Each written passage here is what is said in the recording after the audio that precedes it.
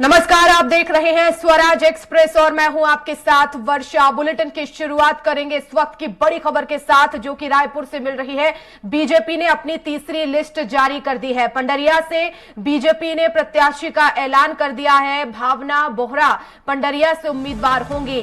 4 सीटों को लेकर अभी नामों का ऐलान बाकी है। तो इस वक्त की बड़ी खबर आपको बता रहे हैं, बीजेपी ने अपनी छत्तीसगढ़ में तीसरी लिस्ट जारी कर दी है और इसमें केवल एक ही नाम है, पंडरिया से भावना बोहरा उम्मीदवार होंगी। आपको बता दें कि अभी तक बीजेपी की तरफ से 2 सूची जारी की गई थी जिसमें 85 नाम थे। एक और सूची का ऐलान हो गया है जिसमें सिंगल नाम है। तो ऐसे में अब 86 प्रत्याशी घोषित बीजेपी की तरफ से कर दिए गए हैं।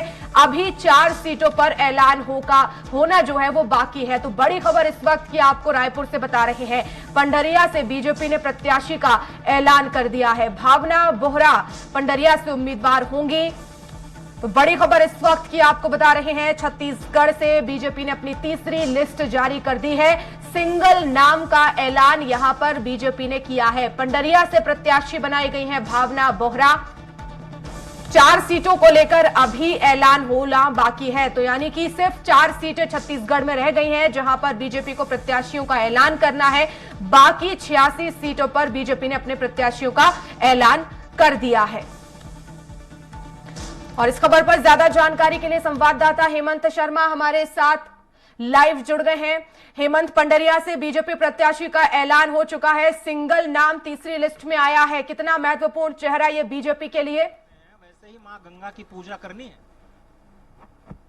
जो पहली सूची जारी की थी उसमें 21 प्रत्याशियों का नाम का ऐलान किया था और उसके बाद जिस दिन चुनाव का ऐलान हुआ उस दिन 64 प्रत्याशियों की लिस्ट आई। उसमें नए और पुराने चेहरे शामिल थे, लेकिन 5 सीट को लेकर पेच फंसा हुआ था। उसमें पंडरिया, बेलतरा, कसडोल, अंबिकापुर और बेमेतरा, ये 5 सीटें को लेकर असमंजस की स्थिति थी। वहां पर पेच फंसा हुआ था, लेकिन इन 5 सीटों में से एक जो पंडरिया सीट है उसमें बीजेपी ने नाम का ऐलान कर दिया है।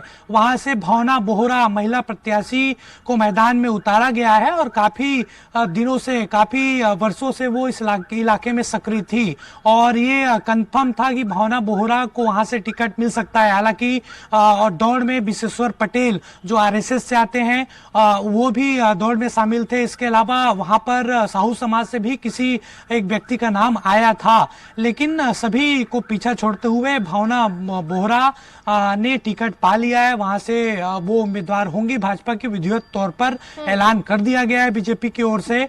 और भावना बोहरा के बारे में कहा जाता है कि सामाजिक स्तर पर वो इस इलाके में काफी सक्रिय रहती हैं। तो फिलहाल 5 में से 1 सीट यानी पंडरिया का नाम का ऐलान हो गया। अभी भी कसडोल, बेलतरा, बेमेतरा और अंबिकापुर, इन सीटों पर नाम का ऐलान होना बाकी है।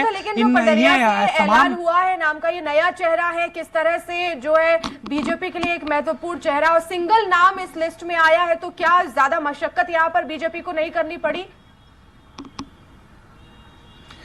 हाँ, देखिए ऐसा नहीं है। 5 नामों का पैनल गया था पंडरिया से और उसके बाद शॉर्टलिस्ट जब नाम किया गया तो 3 नामों का पैनल फिर से आला कमान को भेजा गया था। केंद्रीय चुनाव समिति की जब बैठक कुछ दिन पहले हुई थी तो पंडरिया सीट को लेकर भी चर्चा हुई थी। उसमें मैंने पहले ही नाम बताया कि आरएसएस से जो जुड़े हैं, आरएसएस बैकग्राउंड के हैं विशेश्वर पटेल, और उनके नाम को लेकर चर्चा वहां पर हो रही थी। भावना बोहरा भी उस पैनल में शामिल थी।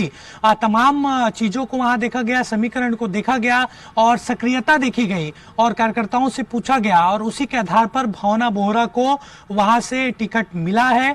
और बाकी जो 4 सीटें हैं, महत्वपूर्ण सीटें हैं, अंबिकापुर, उसको लेकर अभी भी नाम का ऐलान नहीं हो पाया है। वहां पर बीजेपी असमंजस की स्थिति में है कि अंबिकापुर से टीएस सिंहदेव के खिलाफ किसे लड़ाया जाए। वहां पर 3 नाम है, मेजर अनिल सिंह, आलोक दुबे और राजेश अग्रवाल।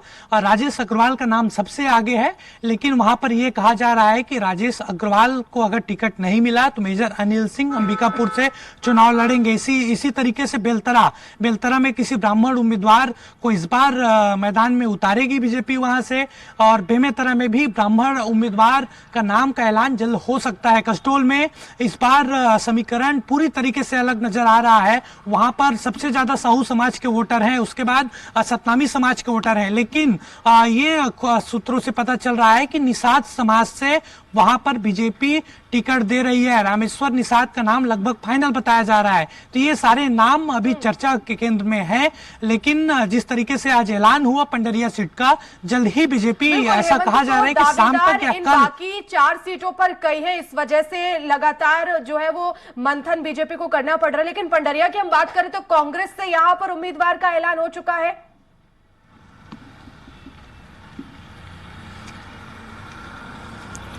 जी, पंडरिया सीट से नाम का ऐलान कांग्रेस ने कर दिया था। जो 30 प्रत्याशियों की सूची कांग्रेस की आई थी, वहां पर सिटिंग एमएलए का टिकट काटा गया था। ममता चंद्राकर वहां से पंडरिया से कांग्रेस की विधायक थी, उनका टिकट काटकर नीलकंठ माफ करिएगा नीलकंठ चंद्रवंशी को टिकट दिया गया है और वो नया चेहरा है। तमाम जाति समीकरण को वहां पर देखा गया है, उसके बाद नीलकंठ चंद्रवंशी को मौका दिया गया है। तो पंडरिया सीट की जो लड़ाई है नीलकंठ चंद्रवंशी वर्सेस भावना बोहरा होगी और काफी दिलचस्प लड़ाई होगी। वहां पर दोनों उम्मीदवारों का जो बैकग्राउंड है वो काफी मजबूत है। अब चुनाव के बाद पता चलेगा कि जीत वहां पर किसकी होती है। लेकिन पलड़ा किसका भारी नजर आ रहा है हेमंत, क्योंकि काफी मंथन हुआ है। कांग्रेस ने तो लगातार जो है सूची में देरी की और यही वजह थी कि वहां पर मंथन चल रहा है। दूसरी तरफ बीजेपी ने भी इस सीट को लेकर लगातार मंथन किया, लेकिन अब आखिर मुकाबला कैसा देखने को मिलेगा? यहां पर जातिगत समीकरण दोनों प्रत्याशियों के किस तरह से है?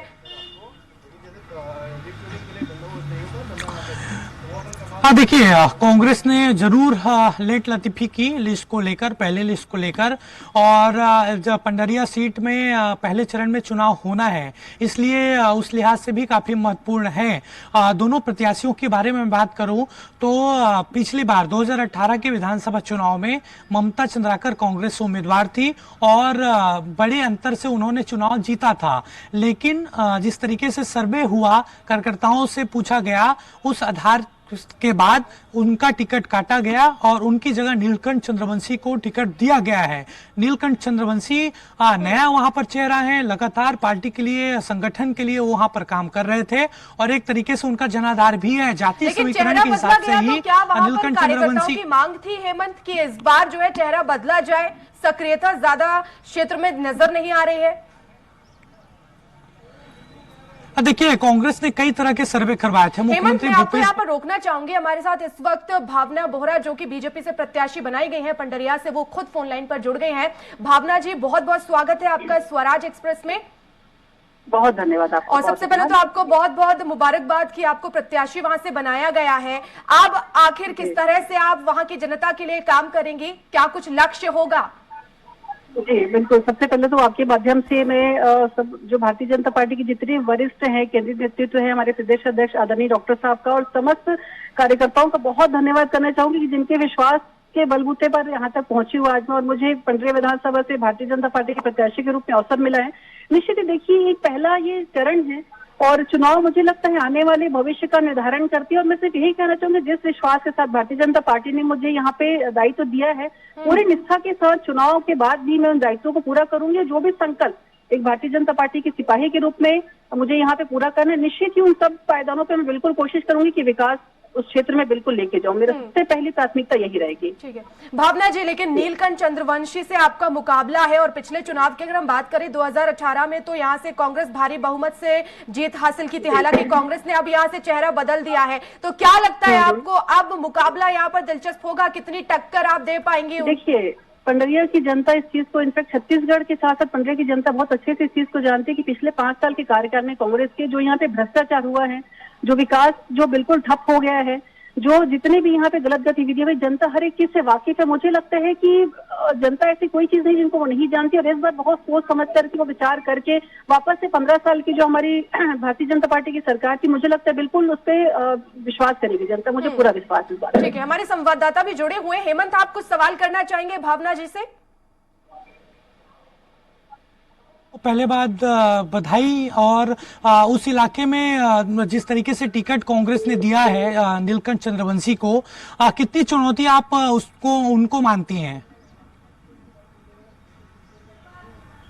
हेमंत, शायद हमारा फोन डिस्कनेक्ट हो गया है भावना जी से, लेकिन हमने इस पर सवाल भी किया। उन्होंने तमाम मुद्दों को वहां पर गिनाया है। हेमंत, उन्होंने यही कहा है कि देखिए यहाँ पर 5 साल में विकास नहीं हुआ है, अब पार्टी ने मुझे मौका दिया है तो मैं यहाँ पर जो है हम विकास यहाँ पर प्राथमिकता होगी। लेकिन अब देखना होगा कि मुकाबला कैसा रहेगा, क्योंकि हेमंत यहाँ से जो है वो प्रत्याशी का ऐलान कांग्रेस की तरफ से कर दिया गया है, चेहरा बदला गया है, लेकिन बीजेपी की तरफ से आखिर भावना बोहरा कितनी अहम हो जाती है। मंथन यहाँ पर 3 से 4 नामों को लेकर किया, भावना बोहरा को ही क्यों यहां पर जो है प्रत्याशी बनाया गया? क्या कुछ खासियत है, कितनी क्षेत्र में उनकी सक्रियता रही है?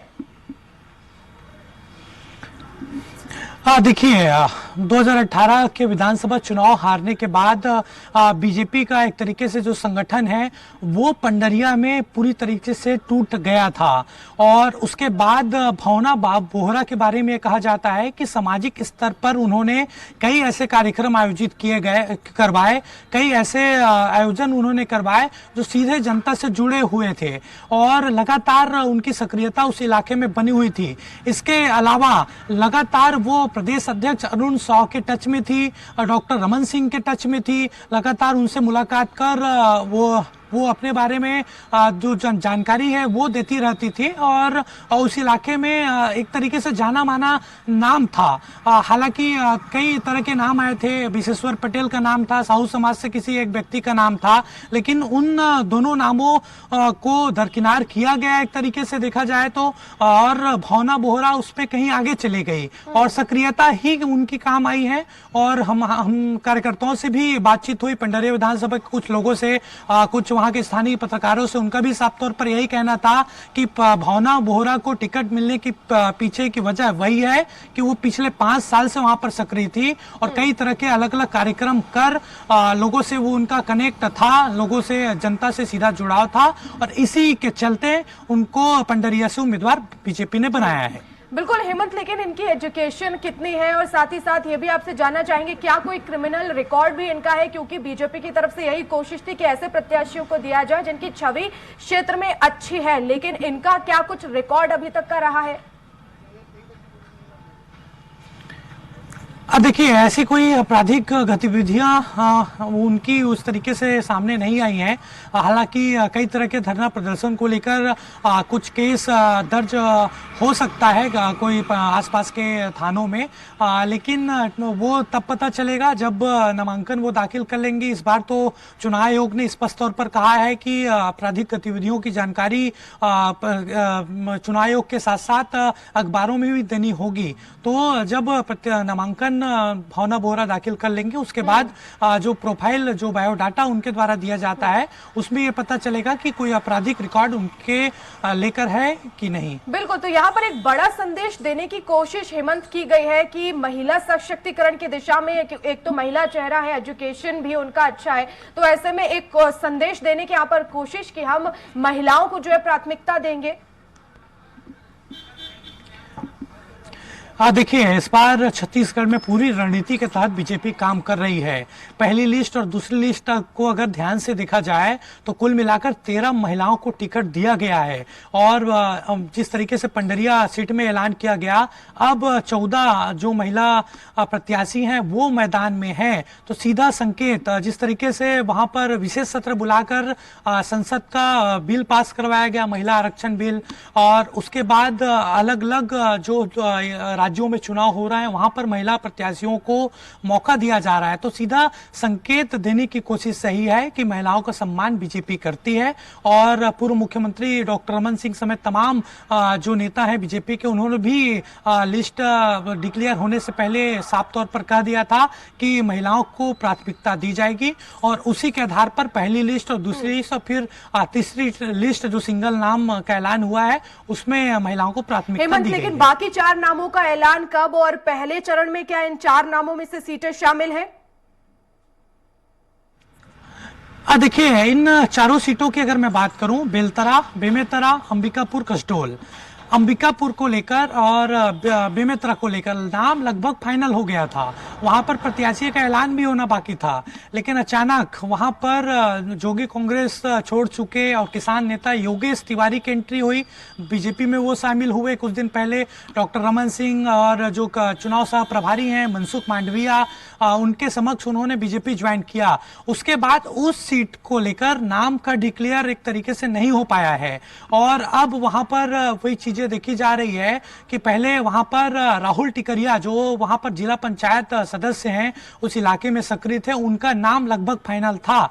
लेकिन जैसे ही योगेश तिवारी की एंट्री हुई, अब उस सीट को लेकर पेच फंसा हुआ है। ऐसा कहा जा रहा है कि अब राहुल टिकरिया की जगह योगेश तिवारी को उम्मीदवार वहां से बनाया जाएगा, क्योंकि योगेश तिवारी वहां पर काफी सक्रिय थे और बैकग्राउंड भी उनका काफी मजबूत है राहुल टिकरिया के मुकाबले। उसी तरीके से बेलतरा में नाम लगभग फाइनल था। प्रवीण दुबे जो आरएसएस बैकग्राउंड से हैं, उनका नाम सामने आया था। लेकिन अब यह कहा जा रहा है कि सुशांत शुक्ला जो जिनको प्रदेश प्रवक्ता भी बनाया गया है बीजेपी में और वो इस इलाके में सक्रिय हैं, उनको अब उम्मीदवार वहां से बना सकती है तो 4 सीटों पर अभी भी पेच फंसा हुआ है, लेकिन पंडरिया में बीजेपी और कांग्रेस के बीच मुख्य मुकाबला है या फिर तीसरी पार्टी भी यहां पर जो है दम भर रही है?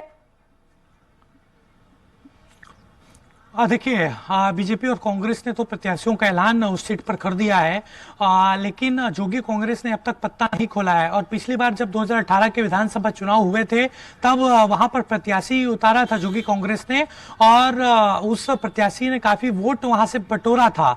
लेकिन इस बार अभी तक कुछ क्लियर नहीं है कि जोगी कांग्रेस वहां से प्रत्याशी का ऐलान करेगी या नहीं। चलिए, बहुत शुक्रिया हेमंत तमाम जानकारी के लिए।